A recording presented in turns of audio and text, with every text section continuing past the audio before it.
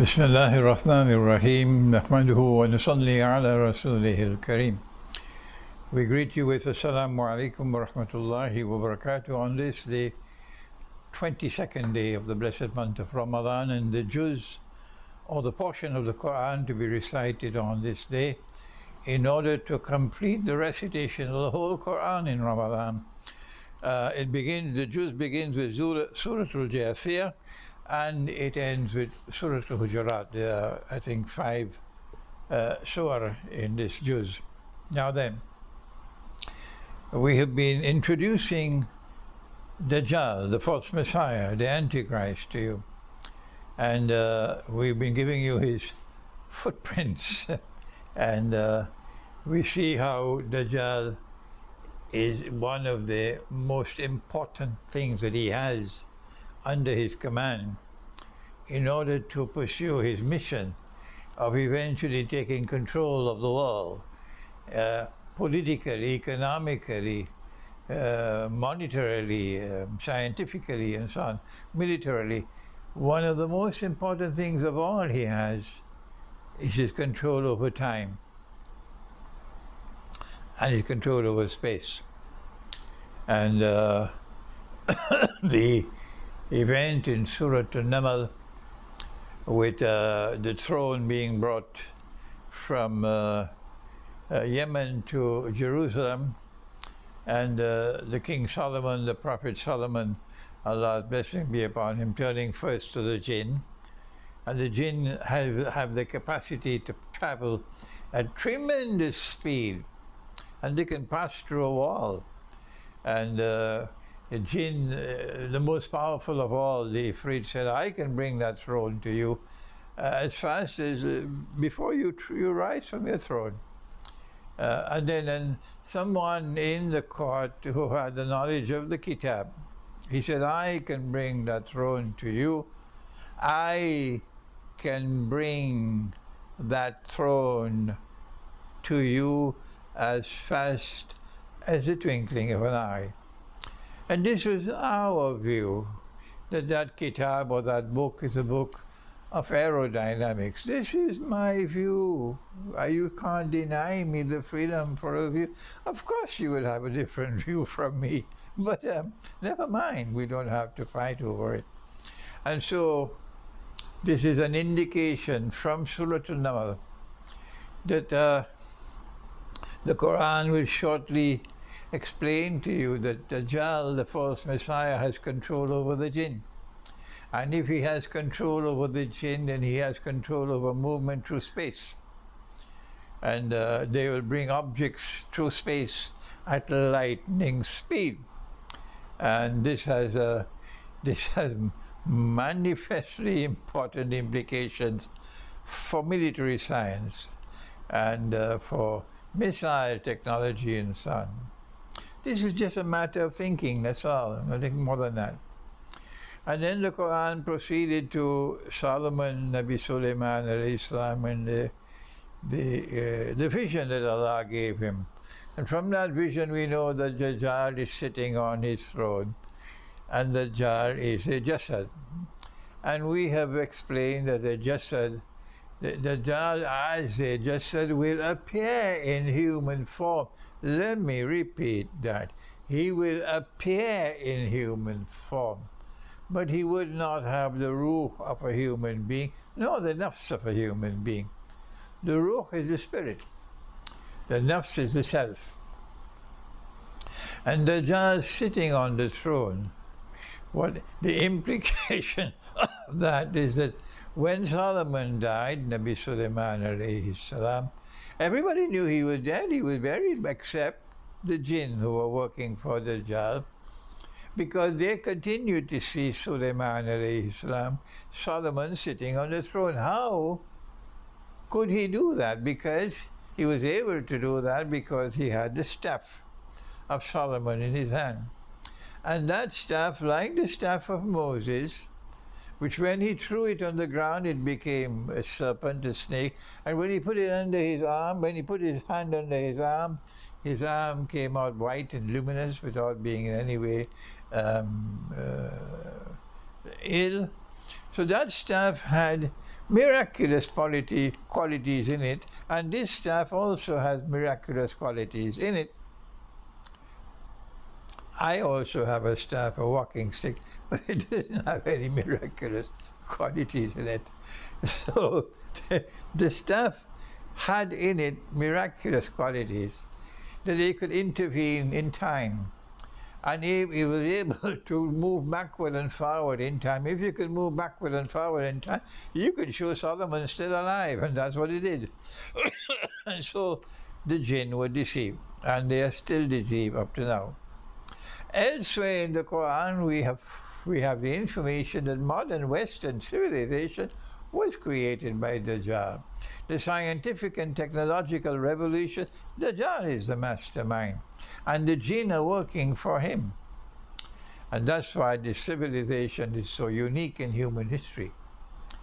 Incomparable to any other civilization, modern Western civilization, the power that it had, its political power, its economic power, its monetary power, its scientific and technological power, etc. And to amass this amount of wealth so that it gives you the river. And of course, everybody wants to leave Bangladesh and go to where the water is cool.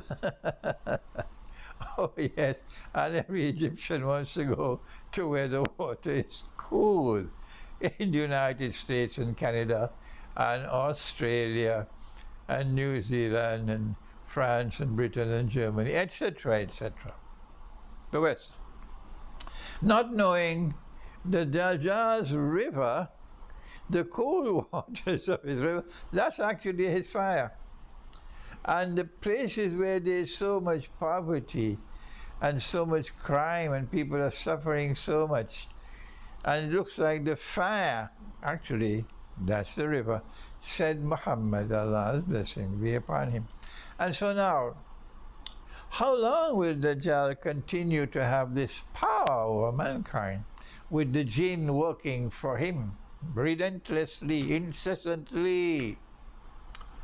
The answer is to be found in Surah Al-Sabah. Is it Sabah? When he died, فَلَمَّا قَضَى سُلَيْمَانَ الْمَوْتِ. I think it is Sabah, maybe I'm wrong, anyhow. When Suleiman died,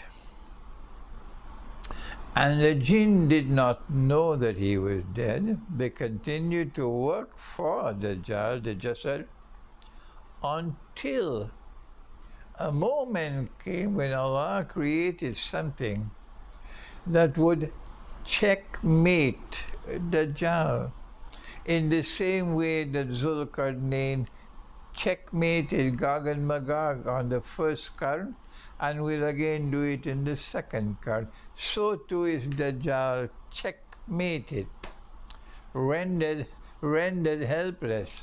What will Allah do to do that?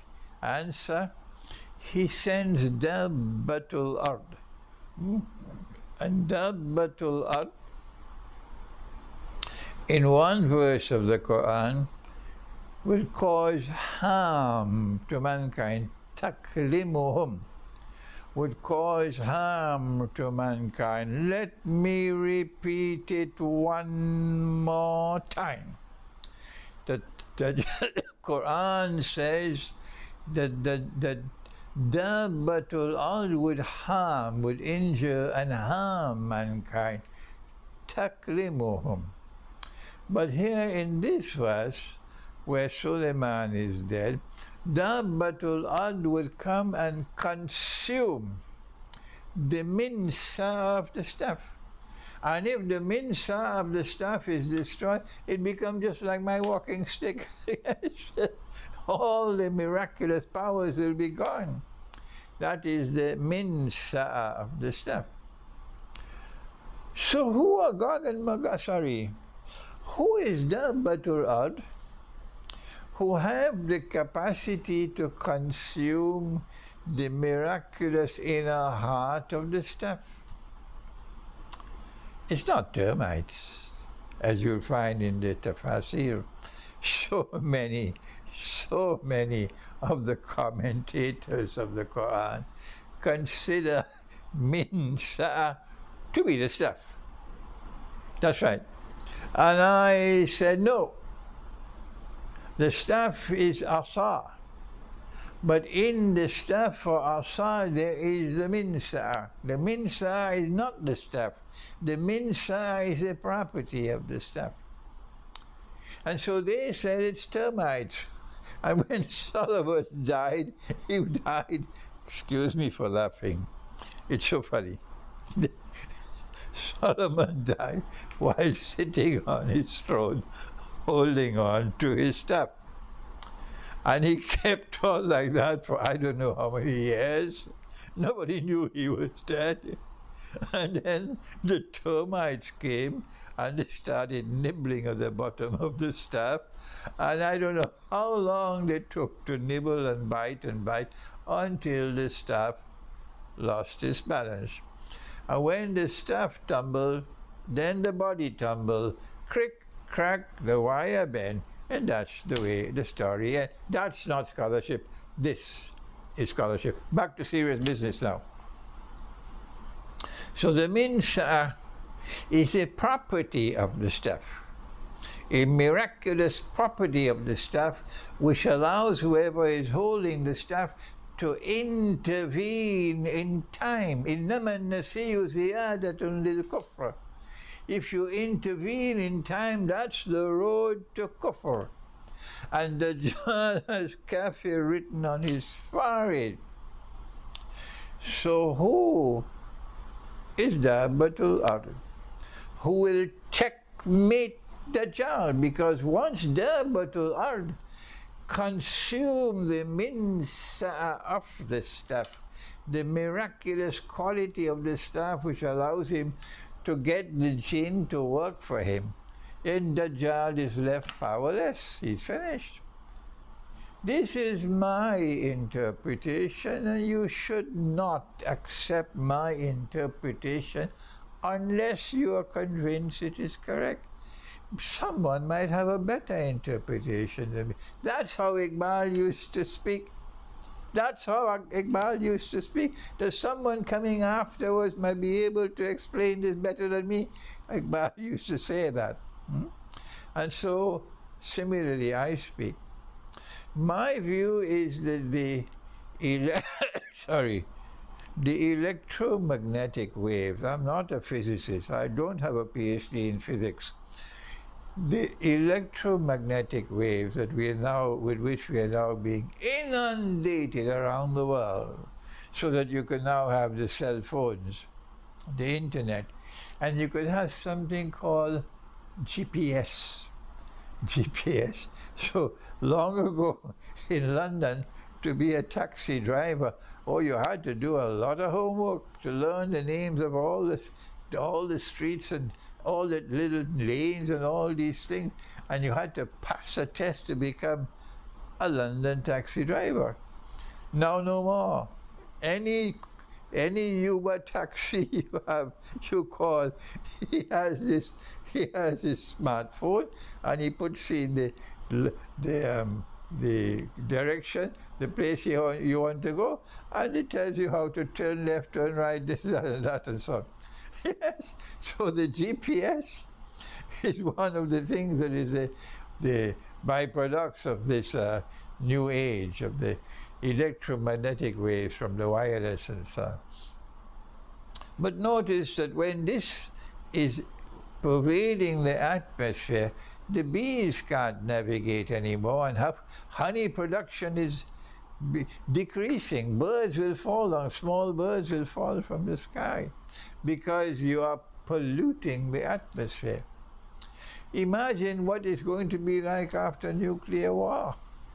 So D'abbatul Ard, in my opinion, and I can be wrong. My critics, of course, are never wrong. I can be wrong. That is the D'abbatul Ard is the electromagnetic waves, or whatever other terminology you have better than mine, with which we are now being inundated, and this eventually will destroy the minsa of the staff. And once the minsa of the staff is destroyed, goodbye the state of Israel. Thank you. Wassalamu alaikum wa rahmatullahi wa barakatuh.